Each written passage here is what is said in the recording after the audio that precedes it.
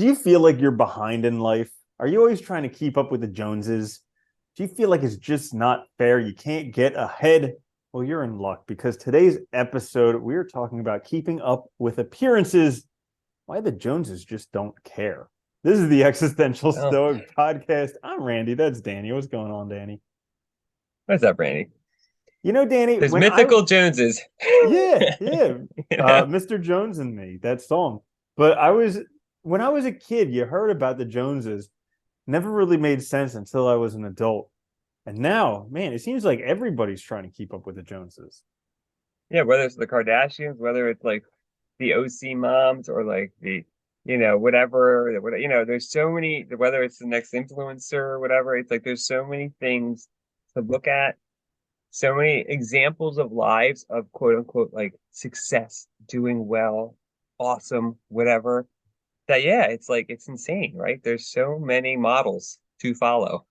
Yeah, well, I mean, it has gotten amplified ridiculously with social media. Because I remember when I was a kid, the idea that I had of the Joneses was like the family that had, the nicer house, they had the better car, and it's like But you had this ah, one family, and then maybe if you yeah. watch Lifestyles of the Rich and Famous, you might see some other stuff that happened out in like Hollywood. But But you're right, right? It was usually community based because I remember my parents getting like the driveway paved or something, and then suddenly multiple neighbors would have like the driveways paved. Yeah, stuff like that would happen, right? Or I remember one family got like a trampoline, and all the kids loved it. So then suddenly trampolines, stuff like that just happened, and it was kind of like you see what your neighbors are doing, you see they have nice things, you want it too, kind of thing, and so you try to match it, right? mhm. Or go beyond it, I guess. Yeah, but now social media has made it an absolute nightmare because you see the highlights of everyone's life nonstop, and it is just terrifying. I was shoulder surfing. I was watching somebody else scrolling through one of the things, Instagram or Nice. whatever, and it was disgusting because it was just like I couldn't even imagine doing that because you're just looking at the best moments of everybody else's life, and chances are they're not even happy there. Like they're not even enjoying it. They're just taking those pictures so that they can get more likes, get other people being jealous, all these Yeah, different types of things. like 99% chance they're not happy. And it's funny too. I can't even tell the different social medias apart anymore. It's like ridiculous. They all seem to be identical now. It's like it's all the same shit, all the same thing over and over. And yeah, it is. But it is. I understand how that can affect people though too, because it is. You want like, you know, it's like anything. If you're in school and you're in a certain discipline and somebody else is really good at it naturally or seems to be really good at it naturally, you want to be that smart or that good. Like you're at work, somebody else is really good at their job that you do, and you want to be. It's natural, I think, for us to want to be better, to want to do better, to want to be the best, or to want to, whatever, to kind of set ourselves aside or apart from the rest. But like, yeah, it is. It's really weird. And I feel bad for people that get caught up in it because it's just, there's no winning. No. So here's actually where the idea for the episode came up. Oh, good. Let's Uh, go. yeah. So I've been reading this book, Bittersweet, which is the newest book on Oprah's book club list because that's my thing, reading Oprah's book club books now. Reading her book club, watching Oprah, getting the magazine. I know, right? And but it's a very interesting book, and she was talking about in Ivy Leagues, which are the top universities in America, how the students there just suffer from like crippling anxiety, depression, all this stuff because there's this idea of effortless perfection. You're supposed to look like you do stuff perfectly, amazingly, and do it without any effort whatsoever. It's funny. Like if you look at, I was listening to a podcast on clothes. This is really bizarre and seemingly off topic, but they were talking about the Ivy look, the way of like that like the khakis that were like wrinkled, kind of messy with like the polo shirts. That look like actually came from that idea too of like effortless perfection. Like you're coming right from like rowing and going into like your master's class of what I mean, like kind of thing. And like you're supposed to look like you're no effort into it. You just kind of you naturally look good, whatever kind of thing. And yeah, but there's a lot of effort involved, always. Yeah. So Oh yeah, and so it's basically this effortless perfection is not possible for anyone. Everybody's totally stressed out trying to achieve this effortless perfection thing. and it's causing massive problems all over, including like increased levels of suicide. So she was talking about, and I'm going to get to the reason for the keeping up appearances thing. She was talking about two cases. One was this person who had just had just posted to Instagram a picture of her looking great, like my life is awesome, and then commit Yeah. suicide an hour later. Okay. Jeez. Yeah. Okay. So like Okay. goes to show you can't trust what's going on Instagram. Then another No. story about somebody, and both of these students were at UPenn, which is one of the Ivy Leagues. Next person was somebody who attempted suicide, fortunately didn't, and when they were asked why, they said it was too hard keeping up appearances. Yeah. That's crazy. Yeah, that is crazy. But you know what though? I mean, I think okay, I think if everybody's honest with themselves, they've all felt this at some time, right?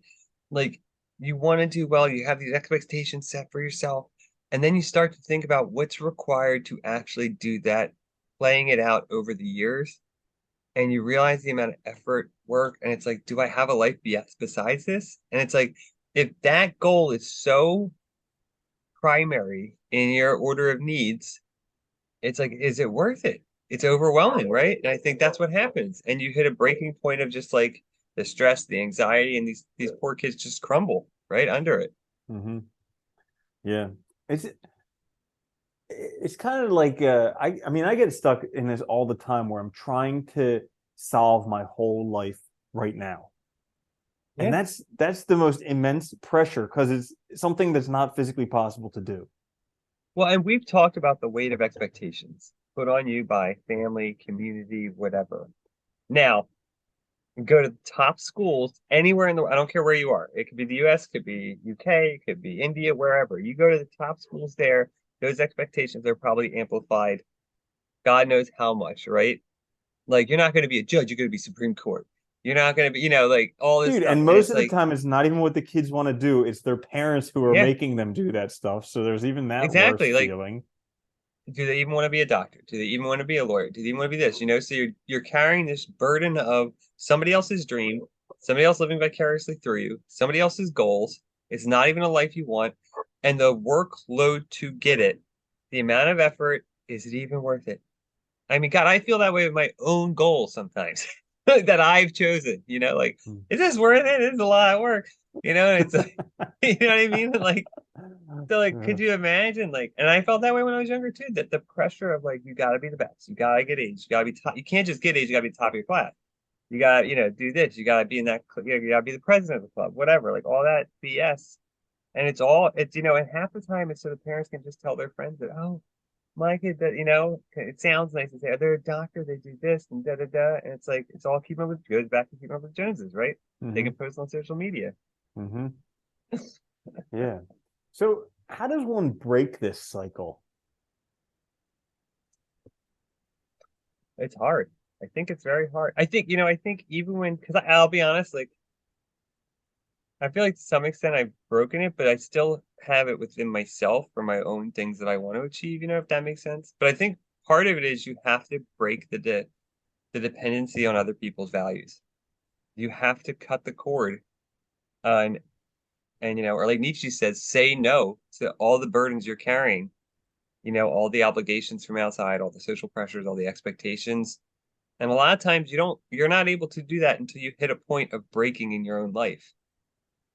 I think we both went through that to some extent, right? Where like, Yeah, you finally I say was no. reading something and there was a quote that I highlighted because I thought that you would find it interesting.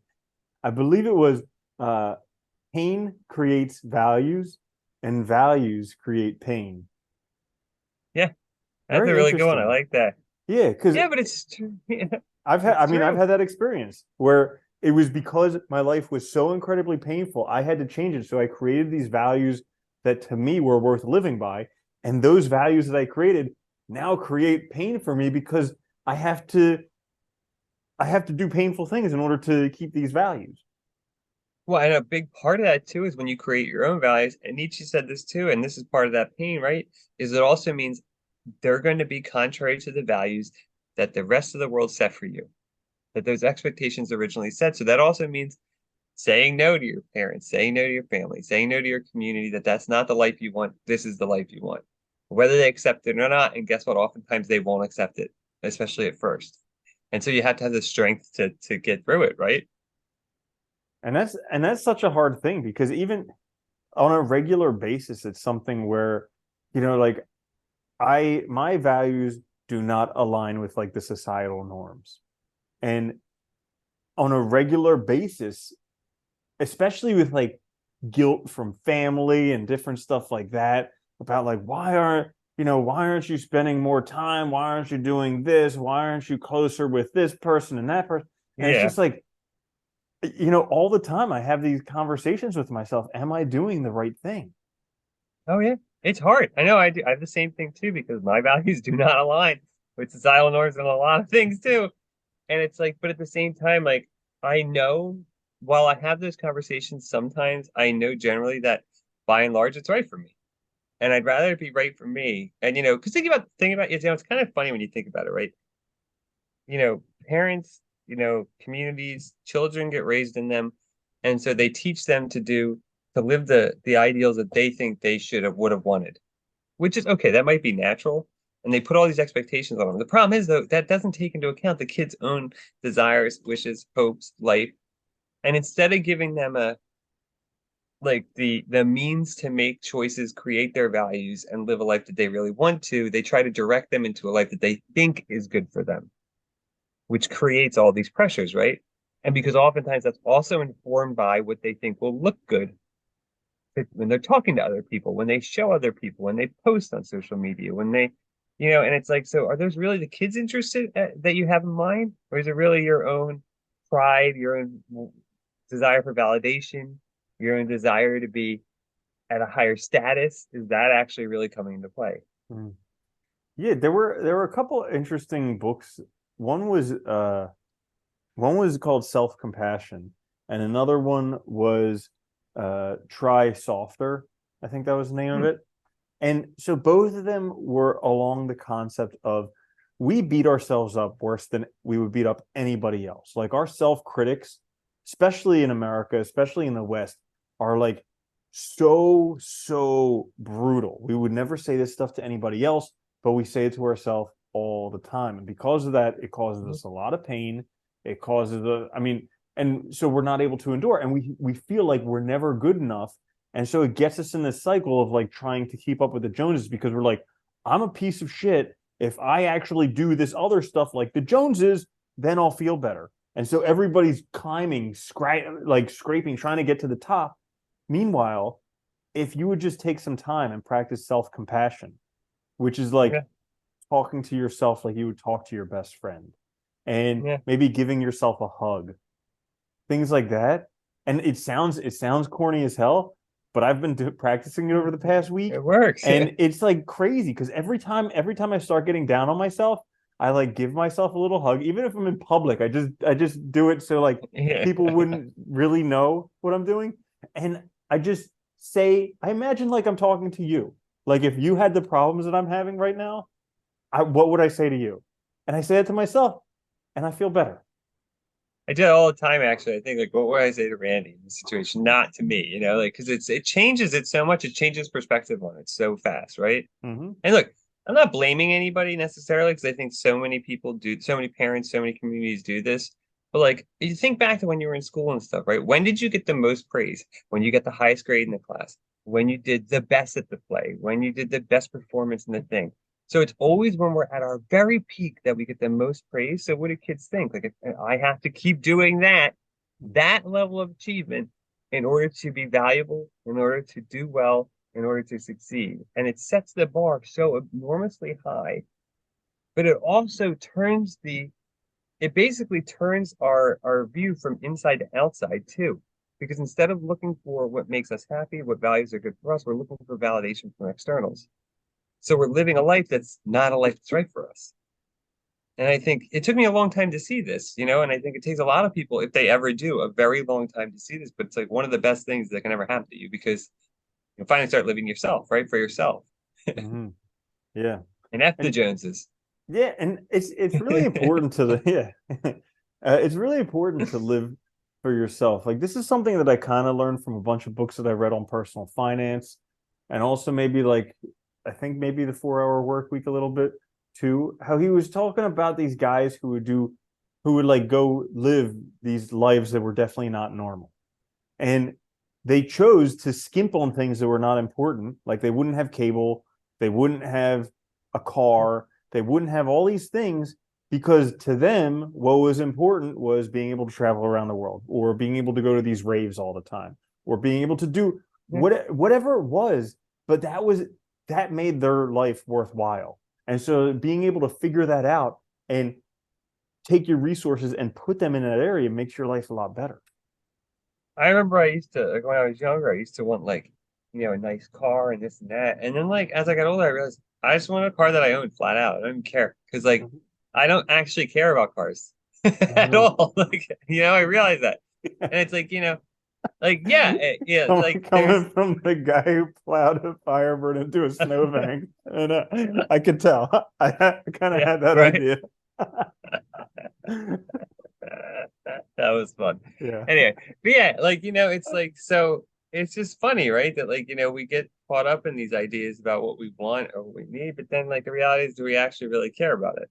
Does it yeah, actually really matter to us? Is it actually adding value to our lives? hmm yeah. Like I noticed that this is a personal example, but like I noticed that I really uh, find a lot of pleasure in learning.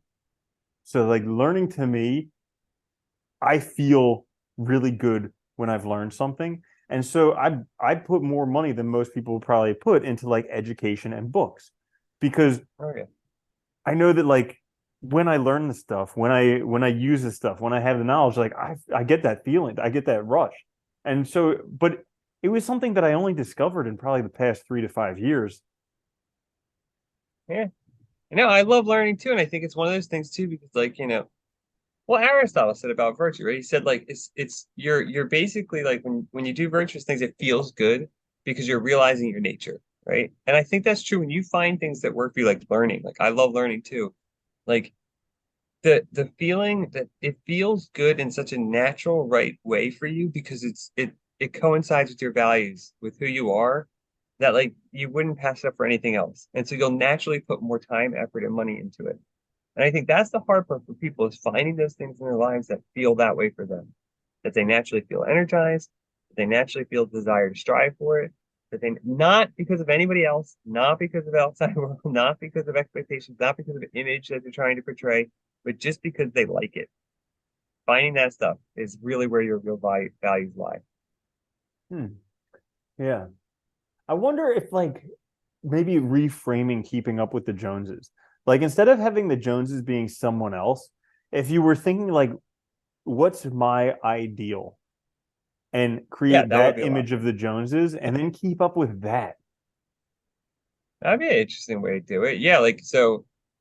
Yeah, I mean that would work really well, right? To create an ideal of yourself, your ideal life, and then create that image to sort of fictionally have something to work towards. That's a really good idea. Yeah, but it has to be informed only by you. That's the Mm-hmm. problem.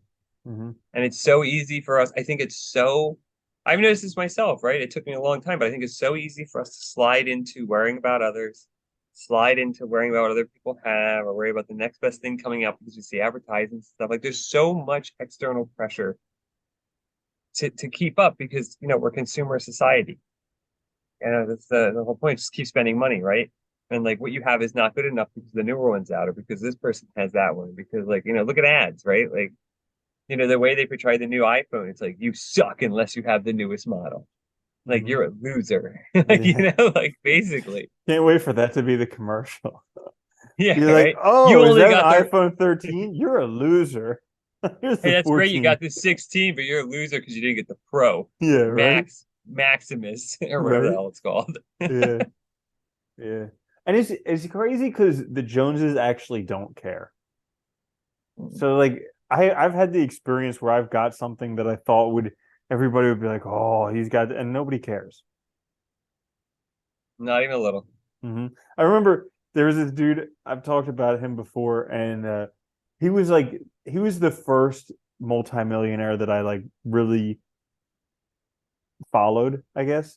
And I met him in real life, but he was once talking about how he had owned all of these like cars. He had a Ferrari, he had a Lamborghini, he had Rolls Royce, he had everything. And he's like, I got all these cars because I thought they would attract girls. And he's like, really, it only attracts old men and little boys. He's the only ones that care about it, right? Like, like it's so funny, but it's the truth. Like I think this is what we like don't see this in the moment, right? We have these dreams in our head, like because for whatever reason. And yeah, it backfires. And that's when you realize it really when it's too late, when you've spent all this time and effort into trying to get it. And then you realize I didn't ever need this in the first place. If you Yeah, realize that. yeah. Hmm. Well, we talked about this before too. Like I mentioned this before. Like all these people that idolize like Bezos and Musk and stuff because of their money. Like I know for a fact I don't want their life at all. Not even a little bit. Not even because of their money. I don't want it. It doesn't, that's not appealing to me. Like their life, what they have I wouldn't be happy. And I think you need to know that yourself. If you're not going to keep up with the Joneses, you need to start realizing like what would actually make you happy. Hmm. What is it? What do you need? What do you need to focus on? Because it's the only way to figure out how to like live where you're measuring yourself against yourself, not against others. And I think your idea of creating that like ideal is a good one because then it's a measurement against you. Hmm. Well, like the human capacity to get used to anything is enormous. They've done the Oh, it's studies with the insane. lottery winners and also with people who have become like crippled, paraplegic, things like that. Yeah, their life changes for a few months, but after that, they're back to the same baseline they were before. And so, that's something that I always try and remind myself is there's nothing that I can get, do, have that will make my life any better. It's really only going to be how I relate to my life right now. That's a great point too, because we get caught up in that idea of that initial excitement and we mistake that for how it's going to feel forever. And it's just not. You're going to get used to it, right? It's like the first time you get something really cool that you've never had, you're like, this is amazing. Well, a month later, it's not going to be that amazing because you're used to it, right? It's like, and that's the truth about it. That's the truth about life. Any situation you get in, you might think it'll be amazing to be in another class level above you or whatever, but it'll feel the same Mm-hmm. because you're still you. It's gonna become normal, and like you said, our capacity for that is crazy immense. Like, I mean, you see people that like, I mean, people get used to being in prison, which seems insane to somebody who's never been in prison, right? But it's possible to get used to it if that's the only thing you have. And I think, so keeping that in mind is a really good point because it Mm-hmm. kind of puts into perspective the value of these things. I actually also think it's a mistake of validation.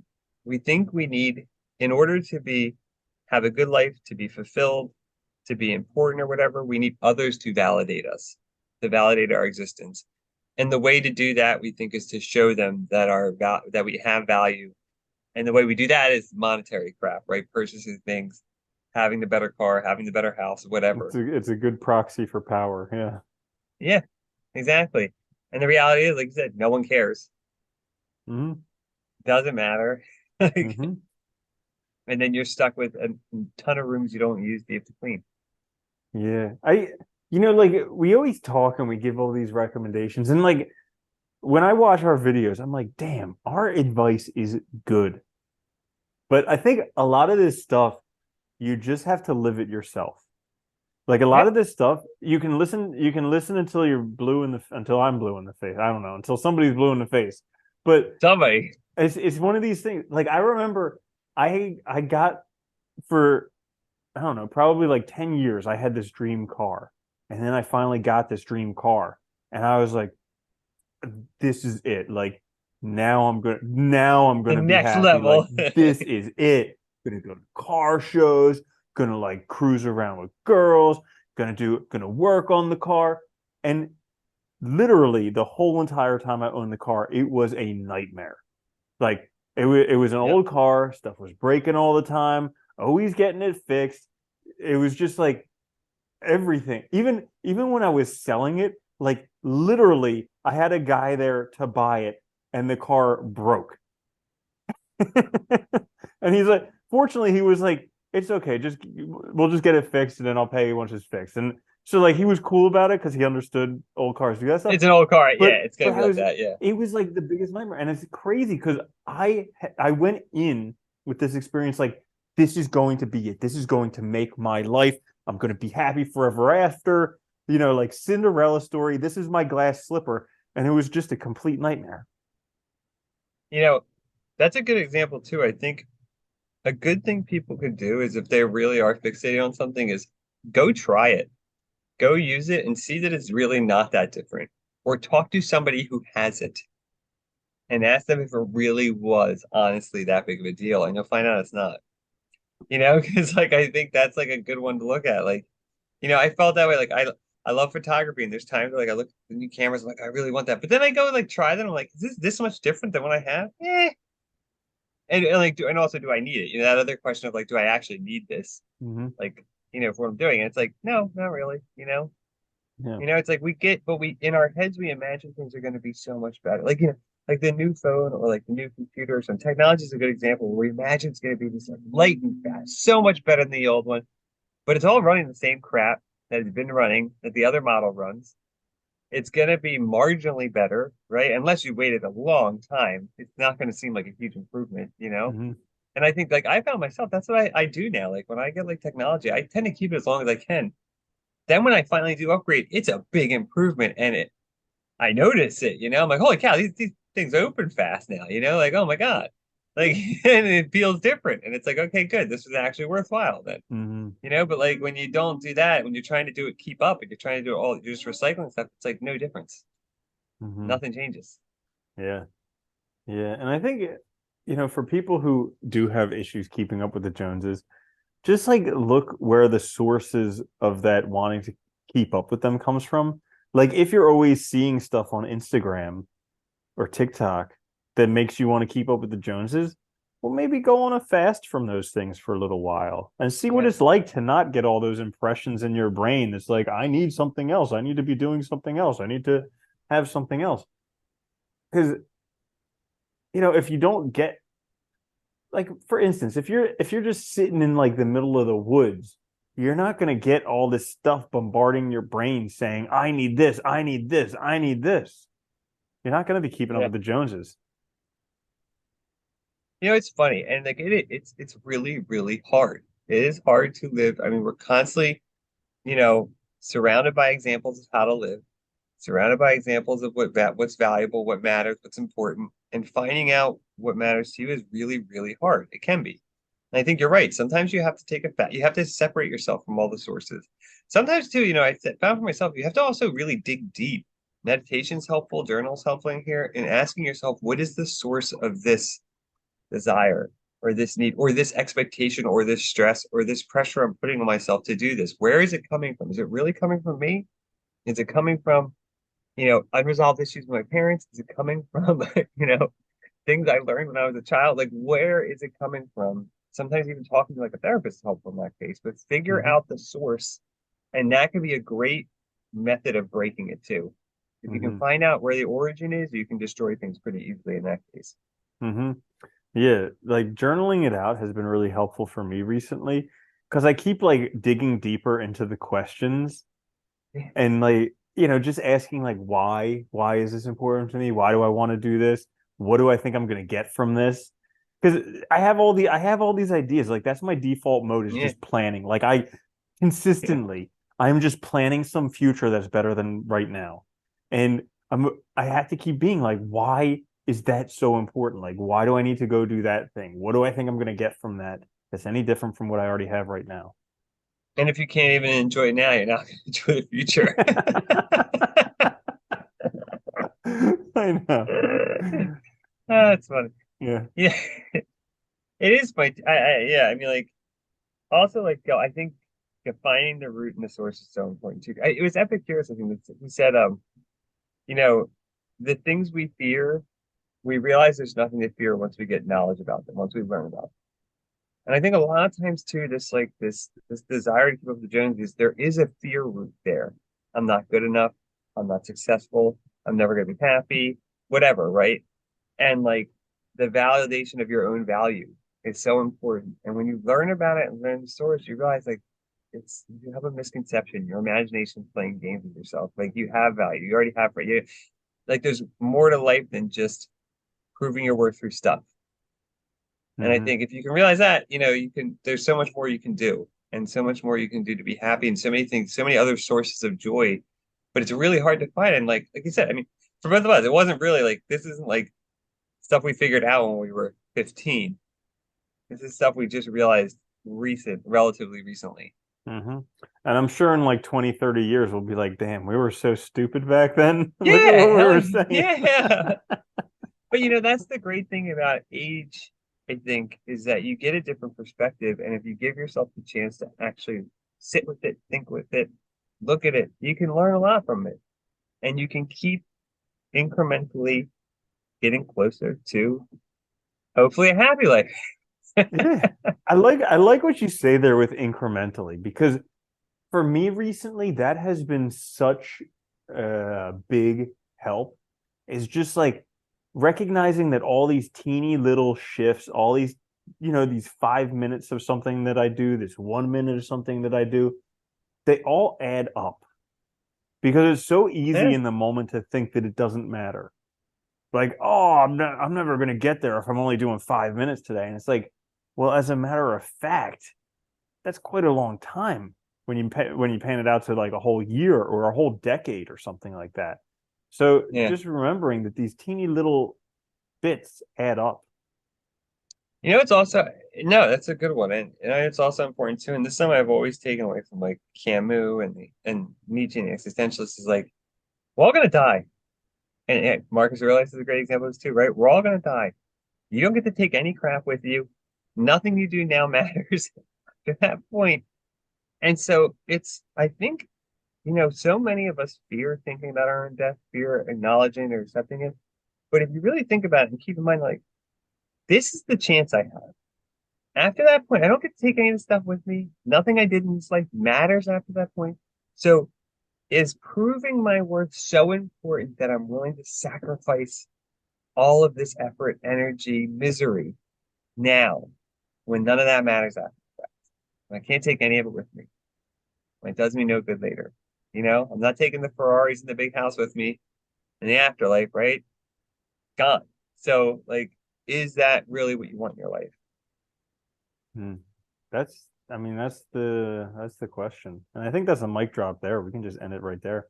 Because Okay, well, yeah, yeah, that's a yeah, good that's perfect. I episode. mean, I don't have anything else to say towards that. But yeah, great point, Danny. Okay, thanks. In a nutshell, I mean, this episode we just talked about keeping up with the Joneses and why they don't care, keeping up appearances, why they're not, Yeah, you know, it's a risky game to play because you're it is risking super your whole risky, entire right? life. Yeah. You risk losing yourself. Hmm. That's the scariest thing. Yeah. So that's all for today's episode. If you did enjoy it, like, share, subscribe. Check us out on YouTube, wherever you get your podcasts. Join us for episodes twice a week. This is the Existential Stoic Podcast. I'm Randy. That's Danny. I'll see you later, Danny. Later, Randy.